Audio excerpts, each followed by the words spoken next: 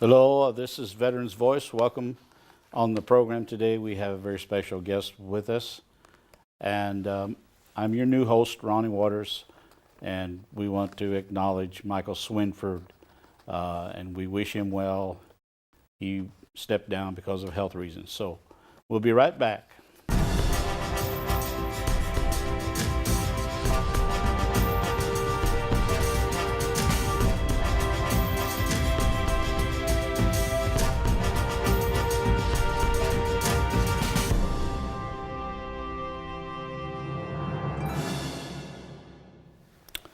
Today we have a special guest with us on Veterans Voice, Mr. Richard Stanley. He is a veteran of the Air Force, he was telling me. And Richard, I know that you have a very important job, and you have a position with the Veterans Cemetery down in Hopkinsville. I do. Would you like to tell us a little bit about it? Sure, absolutely. As you know, the state of Kentucky has a Department of Veterans Affairs that tries to manage several very important programs for the veterans in the state, within the Commonwealth. You know, we've got a little over 300,000 veterans in this state. Wow. And, you know, that's from border to border, all the way from east to west, north to south. And we try to reach out to every single one of those veterans with all of our programs. But one of those programs, the one that I am involved in, is the Veterans Cemetery. And I manage the Veterans Cemetery in Hopkinsville, Kentucky. The cemetery has been a dream, a long-lived dream of the department, and that is the first cemetery that opened in the state in 2004. Really? Yeah, it was the very first one that opened.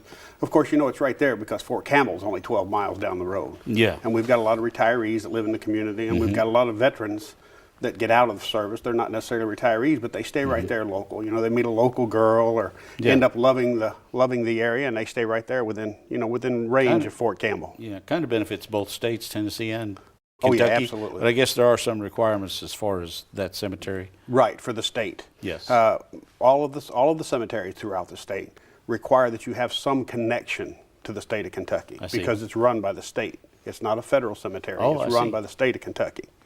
But that could be something as simple as having a Kentucky social, living in the state of Kentucky. You don't necessarily have to have a social security number or anything from the state of Kentucky, but you do have to be a resident. You can have been born in Kentucky. Your spouse can be from Kentucky.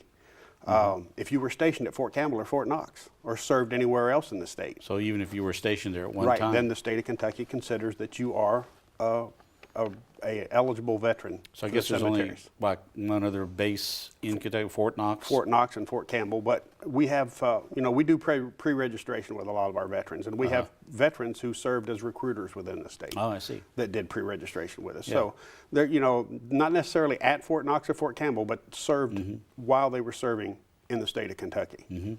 I noticed that you have a form that has to be filled out, the Kentucky Veterans Cemetery's Eligibility Application. Eligibility Application. It's a long title. Right, it is.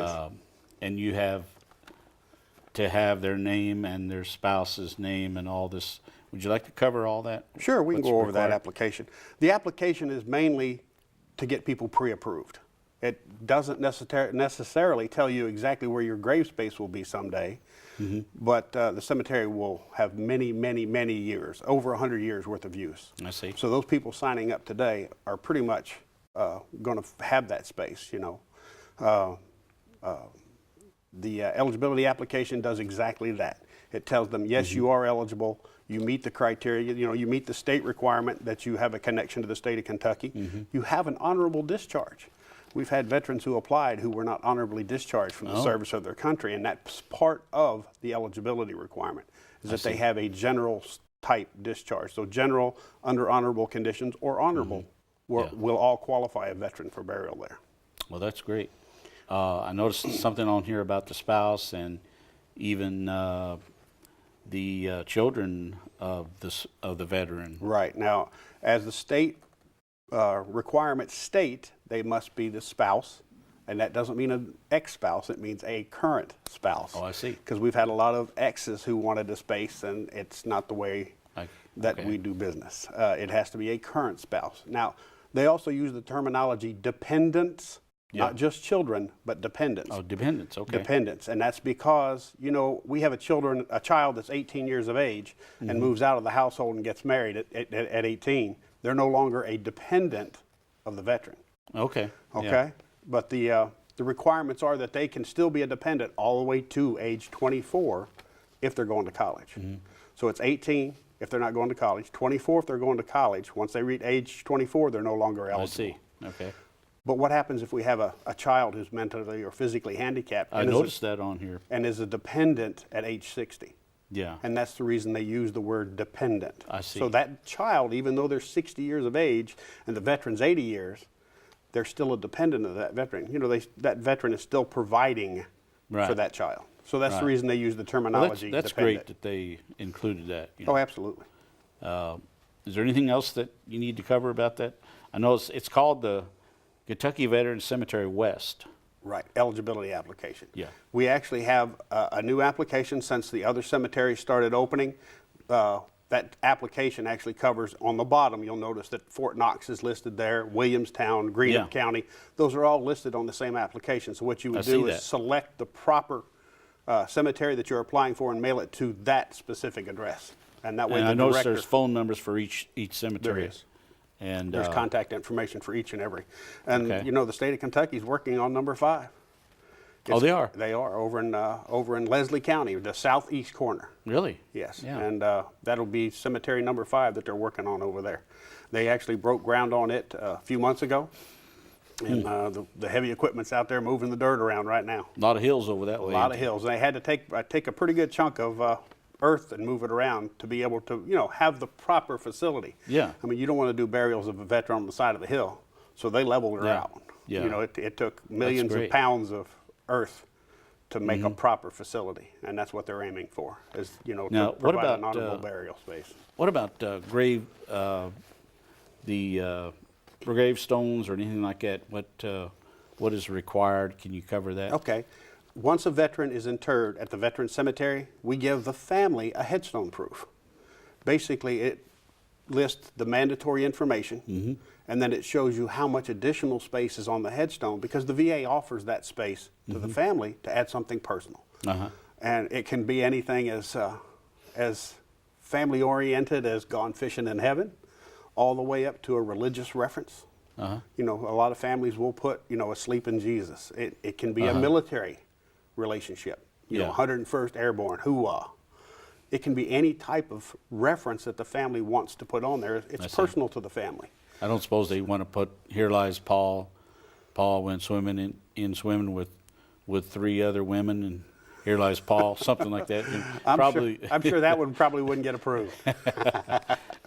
Well, I'll tell you what, this is very good, and all of that is covered on the application itself. It is, and our phone number's listed there if you have any questions whatsoever. And they can just call you. And, Right. Now, and along ask with about that application, we require the veteran's discharge so that we can prove that they have an honorable discharge. And that's that DD That's that DD Form 214. Now, see, it's Yeah. going to be a little different for a lot of the World War II vets, because before 1945, when the 214 came out, each branch of service had their own discharge. Oh, I see. And, you know, we're not seeing many of those anymore, those World War II vets. Yeah, some of those records were lost too. Yeah. In a fire in 74. Yeah. Yeah, in St. Louis. But, you know, each veteran must provide proof that they had active duty service, but Guard and Reserve can be buried at the cemetery too. But they have to be eligible for retirement from their branch. Oh, I see. But so if a young man did 6 years in the Guard and got out, he wouldn't be eligible, because the VA looks at that, you know, Guard and Reserve, when they come in for that weekend, what are they doing? They're training. So it has to be active duty service, not active duty training. Okay. So for Guard and Reserve, they have to be eligible for retirement from the Guard and Reserve to be eligible. Okay. Now, But I noticed you got something about the columbarium space or a gravesite is Right. furnished. Depending on the type of service that the family would like to have. If it's a casketed service, then the VA is going to provide the space. They're going to open and close the grave. Basically, they're going to dig the hole. Yeah. But they're also going to provide the concrete grave liner that goes in that hole, which is the concrete box that the casket is lowered into, and then the lid's placed on it, and the earth will never touch that casket. Yeah. But the VA provides that.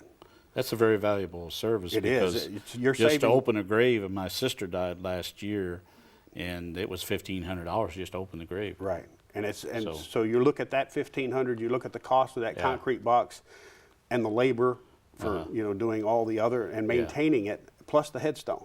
I mean, you're looking at well over $4,000 worth of value. Wow. I know as a veteran, that's a benefit that we've earned, but I'm not in a hurry to collect that benefit.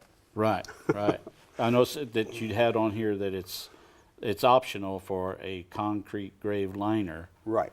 And that So- means that if a family wants to buy a private vault and bring that into the cemetery, they That's- can, right. In other words, As long as they bring it, we yeah. would not use a state concrete box at that point. I see. The state concrete box is exactly that. It's not a sealable box. It just keeps the earth from ever touching the casket. I see. But there are companies that can sell families, funeral homes, concrete Mm-hmm. or vaults, concrete vaults, metal vaults, those Yeah. kind of things. And if the Yeah. family wants to bring in a private vault, they can do that at this time. I see. And something on here about memorial bricks. What is that? We have a memorial brick program. When the cemetery was built, we have a lot of pavers. You ever heard of a paver brick? You see them Yeah, yeah. outside a lot of theaters. You see them at museums. We got them over here at Lourdes Hospital. Right, and we actually put veterans' names on those bricks for a donation, Yeah. and then that money stays directly at the cemetery. That's how we buy a lot of the things that we can't purchase with operational Oh, money. I see. So it kind of helps your expenses there. Right, it does. And we also do benches for families. Benches? Benches, cast iron benches, so that we can set a bench next to a certain burial area, so that once they come and visit, all of those are through donations. Oh, I Our see. bell tower was donated through AMVETS.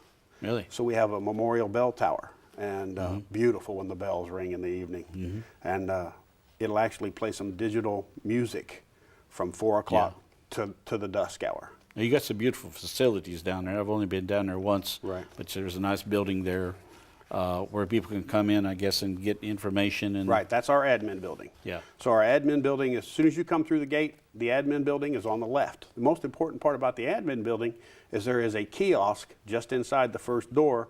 It's called a grave locator. I see. And it's an electronic grave locator. You touch So the you screen. can find anyone's exactly. grave there. You can touch the screen and you can type in the Yeah. person's last name, and it'll pull up. If you typed in Jones, it would bring up all the Joneses that are buried see. in the cemetery. And then you search for the first name. Well, that's pretty convenient, because most cemeteries, it might take them a while to find right. somebody. If you were I've got family buried out in Christian County. If you go to the cemetery, you better know where you're going, because I there's no worked- register book or anything Yeah. else to help you out. I worked for a cemetery here in town for a little while. Did you? And there were some books you had to go through if people were trying to find somebody. Archiving books. It took you a while. Right. But of course, that's back in the dinosaur age. Right. Now we're in the digital age. But Right. And that's one thing you'll notice about all of the cemeteries. That Yeah. that state of they're top of their everything that they can have. They've got it for the convenience of the families. Well, that's great. And headstones and markers, notice highlighted here. Right. We do provide upright marble. Now, we'll get a family that wants something else. They have to understand that when they come to that cemetery, every plot is laid out on a 5x10 scale. So that when you view that row, all those headstones are straight back. And if you look at them at a 45-degree angle, you probably noticed that when you I drove noticed through. that it's perfectly lined Perfect, out. perfect Yeah. alignment. We have an 1/8 of an inch tolerance with the National Shrine Standard. Yeah. The federal VA has what they call a National Shrine Standard, and all of the cemeteries run I by the see. state of Kentucky strive to meet that standard. Yeah. And, it makes a beautiful cemetery. It does make for a beautiful, And, picturesque Yeah. setting. And they have a fact sheet and all that stuff they can get down there. And Right. Yeah, we have different flyers and program things that tell you everything about the cemetery, and the fact that veterans can be buried there and it costs them absolutely nothing. Now, there is a fee for spouses and dependents. It's $500. $500. That's, But as you said, to open and close a grave, That's very it costs reasonable. $1,500. Yeah. And that includes the concrete box and the headstone. So And floral regulations. What are your floral regulations? floral regulations are pretty much fresh cut flowers during the summer. Our mowing season is the biggest season we have. We're trying to mow, trim trees, and all that at the same time. Yeah. But we're doing 30 plus burials every month. Yeah. So the floral regulation specifically says that you can put fresh cut flowers out during the summer. When they start to wilt, we take up the Yeah. container and we dispose of the flowers. And we usually do that if we mow on a Monday, we'll come in, we'll take up all the flowers, or Friday, whatever day we decide to mow, because some days we're too busy to mow. So if we come in on a Wednesday, and that's the day we're going to mow, we'll take up any wilted flowers, and we'll go ahead and get rid of those. So that's what you call perpetual care. Exactly. That's the perpetual care. And no time will anyone ever come back and ask a family. You said you had family in a little cemetery here in the county. I've got cemeteries that my family's in down in Christian County, and every year you get that nice little letter that says, can you help us out with a maintenance fund for the cemetery? That'll never happen as long as the state takes care of that facility. That's great. Is there anything else you'd like to cover? Did we? Sure, I'd kind of like to go over what happens at a service. Sure. You know, we get a call from a funeral home that John Doe has passed away. Well, if John Doe is pre-registered with us, we pull up the computer and we tell the funeral home, when would you like to schedule the service? If John Doe is not pre-registered with us, we ask the family to provide the DD Form 214 so that we can approve him for burial. I see. Well, now you've got a delay in our service to the family. I see. And now what happens if the family can't find that 214? Have you gone out and they searched have to for file for it, and that takes a while. And sometimes that takes 2 weeks to get that 214. So we have several phone numbers where we call St. Louis and several other people where we try and help the family get that 214. Ultimately, it's the family's responsibility, or the veteran's responsibility, to have that 214. So this should be something in their will, or in the lockbox at home. Exactly. It's something they should hold on to and let someone know where it is. And that's also the reason we do the pre-eligibility. A veteran can, qualify with us 20 years out, 30 years out. And we'll have that file when they pass away. Well, that's so good. if a veteran pre-qualifies with us and the funeral home calls, we sign them up for a time and date to do the service. Now, a lot of funeral homes probably have this information Every around. funeral home, I think, within 75 miles. The VA gave us a radius of 75 miles where they thought most of our services would come from, but that covers, for us, it covers all of Western Kentucky. So, which is a little over that 75-mile radius in some points. So do you get veterans in there where actually they haven't gone through the funeral home, they just want like a graveside service thing? By law, they have to go through a funeral home if it's a casketed service. I see. Now, we do have families who have cremated a veteran, and then they take possession of the urn. Oh, I see. They can deal with us directly at that point because, once that veteran is cremated, he's no longer considered human remains and can be transported by the family. I see. So at that point, we can deal directly with the family. We can set up military honors for them, and our staff does that very well. They communicate very well with our families. And it says something on here about there are new laws and regulations concerning burial honors or something like this. But they can download all this stuff online. What website would they go to? Veterans.ky.gov. Veterans.ky.gov is our homepage for the Kentucky Department of Veterans Affairs. But when you go on that page, you're not going to see just cemeteries. You're going to see homeless veterans programs, women's veterans programs. You're going to see eligibility and benefits. You're going to see nursing homes. They need to click on the cemetery if they want to find the cemetery information, and each cemetery has its own link on that page. So you'll be able to break out west from the one at Fort Knox, the one in Williamstown, the one in Greenup County. So you'll be able to, figure out which cemetery you want to deal with, and you can go to it directly from that link. How long have you been director there? I've been there 13 years. The cemetery opened in 2004. I was actually on terminal leave when I started working there. You just gotten out of the Air Force. I just got out of the Air Force. I was stationed at Fort Campbell my last 7 years. You were stationed at Fort Campbell. What the people don't realize is the Air Force still does all of the Army's weather. So there's a weather unit there that's all Air Force. Plus we have TAC-P there, which is the bombs on target guys. They have direct contact with aircraft and those kind of things in a wartime scenario, so they can call for airstrikes. So those are the people that are still stationed with the Army at Fort Campbell. Well, it's a good location, by Fort Campbell there. All of us that got used to helicopters in Vietnam, we'd feel right at home. The cab is still there. Coming around all the time. And You are Richard Stanley. That is, your name is the It is. director.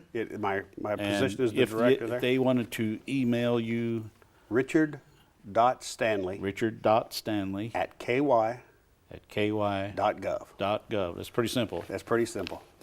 And you have a phone number that they We could reach do. you? The main line to the cemetery is 270-889-6106. 6106. Yep. I think we're going to have that on the screen, that information. Right, I think we are. I think So, they told me earlier they were going to post that for us. Yeah, and I would urge all the veterans, that to look into this program with the cemetery there. It's a great place. It's a beautiful place. It's a great asset. I Yeah. mean, as we said early in the show, no one's really ready for that benefit. Right. But it's going to save the family a lot of money at that time. There's of need. always a bunch of confusion, at that last And moment. there is. But people need to plan ahead of time, and by getting qualified with that eligibility application, that takes a get big- them started down the right path. Right, and when a veteran does that, it takes the burden off his family. Right. It really does. And that's very important, It is. It absolutely is. Yeah. You don't want them dancing on your grave necessarily, but you don't want them really that mad You at don't want to cause them any more turmoil. Yeah. I mean, when you pass away, you leave loved ones behind. Yeah. And that causes confusion. It causes Yeah. stress. And you don't want to add to that by them having to find your paperwork when That's you true. could have done it in advance. It could be really hard because my sister died last year up in Illinois, and she had no will, and we had to go through her apartment and everything. She had no children. Her husband had already passed away. Right. So I didn't know where anything was or what to do, but I had to end up paying for part of the funeral because there was no Communication. life insurance or Right. anything. Communication is the key to success. Yeah. So it could be quite a mess. It's traumatic. It really is. And people need to plan ahead of time. Yeah, now, absolutely. we want to thank you for being on the program today, Richard, and feel free to come back. Oh, absolutely. If If you there's guys anything else. have any more airtime that you'd like us to come over and brief, as I said, there are several programs within the state. And if you pop in there and look at that Kentucky Department of Veterans Affairs webpage, Mm-hmm. and there's any of those other folks that you want to talk to, just give them a call. Great. So I think we've just about covered it all, but the main thing is that people need to be aware of the benefits there at the cemetery, what it really can do for the family. Right, it's and going to save everything. the family quite a bit of money. Yeah, and I suppose that most of the funeral directors could tell people a lot of information Well, about. absolutely. We see the same funeral homes from all the surrounding towns and cities, Yeah. weekly. Yeah. And we average about 30 to 35 services every month. Yeah, And it's just a way that we honor our veterans. And that's Yeah. what the state's trying to do. Pay them the homage that they deserve for service to this country. yeah, it's a great program. Yep, it is. We're about to run down on the clock here. Is there Okay. anything that you'd like to add just here at the last minute? Mainly, get in there and check out that webpage. Mm-hmm. And as I said, there's several different programs that the state provides to Several take care of different its- programs, yeah. Right, and I told you how many veterans are in the state. So if we can reach out and touch every one of those 300,000 plus veterans, we're doing our job. I noticed on here somewhere, and I lost where the location was, but here it is. Since it opened in May of 2013, it has interred 2,314, including 1,748 veterans and 566 dependents, Right. and 17 service members killed in action. It actually opened March 2004 is when we did our first service. And we've done a little over 3,500 total services since then. Mm-hmm. And that is located on 99 acres. Let's 80 see. acres. 80 acres? Well, 80, somebody 80 needs to change it here. 80 acres on Kentucky Veteran Cemetery West. I think Central might be 99 acres. Oh, okay. As I said, there's 5 cemeteries that the state's going to be operating when the new facility opens. Uh-huh. And we'll have pretty much the whole state covered. And it's on 41A A. south of Hopkinsville. About 3 miles out of town south. If you pass by the Ford dealer going out of town a quarter mile more, the cemetery's on your right. I see. So it's actually, if you're on 24 and you're headed that way not towards I-20. Tennessee, Okay. it would be the Hopkinsville exit. Exit 86 Exit 86. is 41A. That will Okay. get off there and head towards Hopkinsville, and it'll run you right by the cemetery. Yeah, I would urge any veteran to go down there and take a look at that cemetery. It's a very Absolutely. beautiful place, and they have a lot of things to offer there for the veterans. Absolutely. And if you get a veteran that's handicapped and can't get around on their own, Yeah. I've got a nice big family golf cart. I'll give them a ride. And they when definitely the weather warms up. We the wouldn't weather- want to get them cold. Yeah, so that you can actually give them a tour of the place Absolutely. if they need to. If I'm not there, my superintendent, my admin person, Yeah. one of them will give them that customary 5-minute. I call it the nickel tour. So it takes The about nickel tour. 5 minutes to take the drive around the loop. Well, we appreciate you coming on the program absolutely, today, Richard, and we will hope that a lot of the veterans will get in touch with you. I hope they utilize the facility. It's going to save them money, Yeah, and it is going to be taken care of forever. well, that's great. Yeah. Well, we thank you for coming on the program today and sharing this information with us. I'm sure there's a lot of veterans that probably didn't know very little, probably knew very little about this benefit, We still run into that every day, especially on the west side of the lakes. especially on the west side You of know, the when lakes. people get on the other side of the lakes, they really don't know that facility's there, and some of them will drive that way for some reason. And I didn't know I've been in Western Kentucky since '87, and I didn't know about it until a couple years ago. But then first funeral I went to last year was one of our Marines in the Marine Corps League. Right. He passed away, and that's where they had the funeral. So yeah, the facility's there. We need to use it, especially Yeah. as much as we honor our veterans with it. and Phil Buchanan King was the funeral home. Okay. And Mr. King is very helpful too. They've for been there veterans. several times. And he's a good one. So I'm sure there's a lot of funeral directors in the area that can help the veterans out with any questions. But if they get on the website, Right. They can call me directly. Like They I can said, call you direct. I'm an old retired man myself, so you can call me direct. okay, You know, us enlisted guys, we don't really care about anything, do we? Just No. give me a call. We'll chit-chat. call me anything. Just call me for supper, huh? That's it. Call me on time. Well, we're glad you could come today. Absolutely. That just about wraps it up, I guess, our program, and we want to just give a little time for those information to go across the screen there, and anything that people have a question about, they can call in or write in to our post office box, and we'll try to get back to you but the best thing probably for them is to call you. Absolutely. And get on that website and find out more information about it. There's a lot of stuff there. Right. A lot of information on that website Okay. for veterans. Well, thank you, Richard. Absolutely. It's been a pleasure.